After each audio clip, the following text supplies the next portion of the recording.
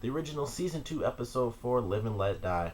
This is a really good episode. I thought it was pretty cool. The action was good. The main story of it was pretty good, and it led to some interesting developments between some of the werewolves and some of the vampires.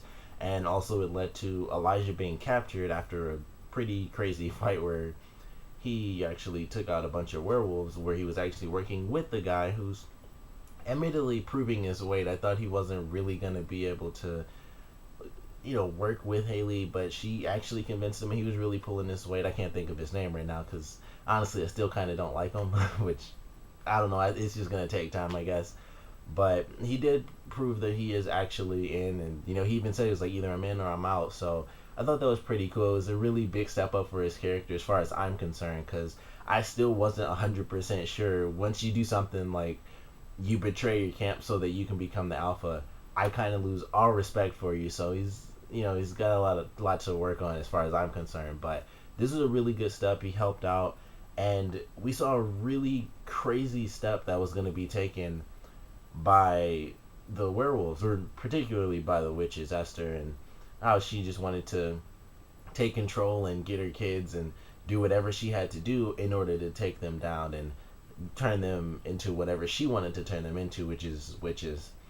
And it was really weird. Like, they were gonna have it seemed like maybe 20, 30 kids just kill a bunch of people off. Like, that's just 20 or 30 dead people just to turn these people into more werewolves for your army. So, they don't give a crap. Like, you really see it in this one. It's like they don't care. They do not care at all. It's like these teenagers have the gene. They're gonna go out. They're gonna kill 20 or 30 random people, and then that's all there is to it. And then we have more werewolves to use. So it was interesting to see that first step and that huge leap in wanting to have a bigger army and wanting to have more power on their side kind of made them lose power, because of course the guy wanted to save his brother, which was the main motivation for saving all the kids, but he went against them, and so that's what happened. They kind of just lost an ally, and their whole point is to have the werewolves on their side, and they lost the werewolves, at least some of them, because not everyone's just going to be in and out. So they lost probably the most important guy, who is the alpha of a pack, so he might convince all of his people.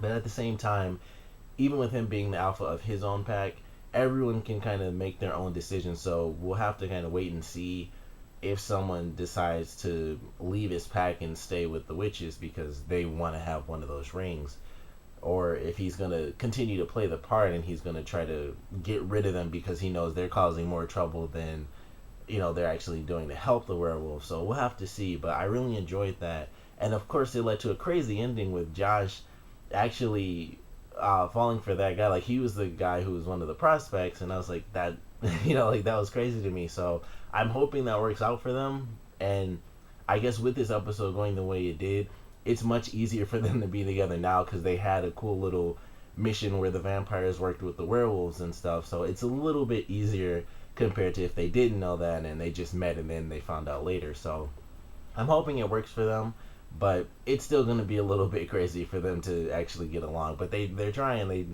just sat down at least at the bar. So I enjoyed that, an interesting connection. It would be nice to see more of Josh because I like his character, because I think he's really funny. He's like the comedic relief of the show, and I feel like he doesn't get nearly enough attention. So hopefully we'll get more of him and they'll make that a bigger plot line, because it's something that is fairly dramatic. Like, he's a vampire who is technically not really supposed to be in the quarter, and he's possibly going to be in a relationship with a werewolf. So hopefully that becomes at least semi important within this season, because that'll just give us more Josh.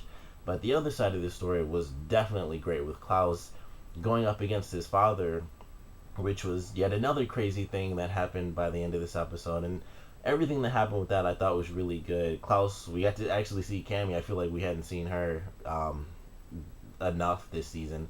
And so it was kind of cool. She played her part, as she put it, where she knew Klaus could have left and just gone after Davina, but he didn't, and he talked to her. And so she helped him out a little bit, and she was there, and she still has feelings for him. You can tell, and he still has feelings for her. But I don't. It's hard for like both of them. It wouldn't work. And she even mentions that to Cole in this episode, where she was trying to help him, or she wanted to help him, but some people just don't want to be helped. And in Klaus's case, he probably couldn't be, honestly. I mean, Elijah's been trying to do that for centuries, and it still isn't really working. So I don't know if he even could be helped, honestly.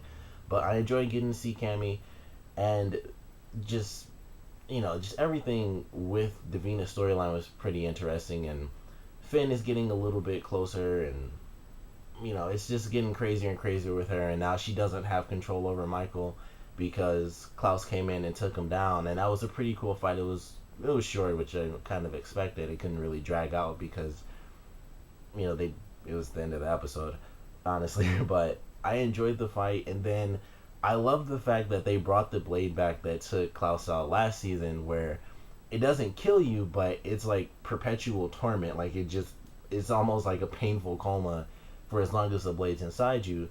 And for some reason, Michael was able to just pull it right out. Like, he was down for the count once he got hit with it, and then Klaus put him in the trunk, and it was like, okay, so he's got him. Like, he's done. Klaus can, like, chain him up, put him in a coffin, and drop him somewhere. But he takes the knife out himself, so he has, with him being the hunter of hunters, I guess that gives him even more strength than Klaus, who is a hybrid original, which is crazy that he would have more strength than Klaus, but he does, and he pulled that thing right out. So he's still in the game, which I really enjoyed. It was kind of cool that he took him out, and it was like, okay, it's gonna focus on their mother. I knew it wasn't gonna be permanent because it was like they aren't just gonna get rid of him in episode 4.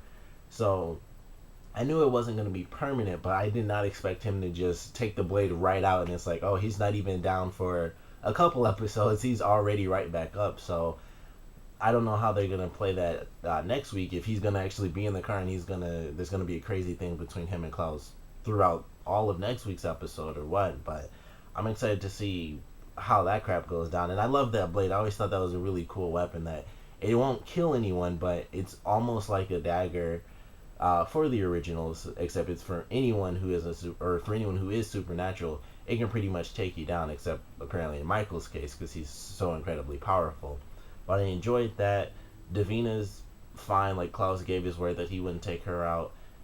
Finn is getting a lot closer to the answers, and he was almost there. He almost had the White Oak steak, and of course he got busted. So I don't like, his mission's really is kind of over now because Michael's just out, and he still hasn't said anything. So I can't wait to see exactly how that plays out. Like, once things are revealed that he is Finn to Michael, I don't know how Michael's gonna react to that, and also how is Cole and how are Cole and Esther gonna feel when it's like Finn knew this the day that Klaus and Elijah found out as well, and he kept it hidden for whatever reason. So I'm still waiting for that to just blow up in Finn's face, because I want to see the reactions for pretty much all the characters. Like, why didn't he tell? He seemed like he was on his mother's side, but what's his real objective if he didn't tell her that the secret weapon was their father? So I'm excited for that to come up, even though I don't think it'll happen until maybe like the mid-season finale, I think, is when they're actually going to have their mother and their father meet up. And I don't know if they're going to team up or if they're just going to try to kill each other or what, but I can't wait to see that happen either. But overall, I thought this was a really good episode. I'm excited for next week to see what happens with Elijah, and I highly doubt he'll get turned into something, so, no real suspense there, but I am curious as to how he's going to get out of it next week and how they end up rescuing him by going into this camp where their mother and their brother are really strong as far as using magic. So I'm excited for next week's episode, but I really enjoyed this one. Good action. Josh, with this couple of moments, good comedy. And also, we actually got to see Elisha really helping the vampires in this one when they did have to train, because the werewolves came in and attacked them. So that was pretty cool, and he decided to really train one-on-one with the first girl that Marcel turned. So that was actually kind of cool, and he's continuing to train her and teach her. And they drew little parallels between him saying, like, step one is always be on your guard, and then they had Davina and Michael training, he said the same thing. So I thought that was kind of cool that he actually kept that, at least from the time that he spent with his family when they were still together. But comment below, let me know what you guys thought about this episode, your favorite parts, your least favorite parts. And with Michael actually getting right back up by the end of this episode, how do you guys think things are gonna go? Because it seemed like he was gonna be out at least for a couple episodes, and he was gonna focus on their mother, and now they still have two really big threats. And I guess technically the weapons have switched because Klaus, of course, has the dagger, and Michael now has this sort of demon type of coma blade.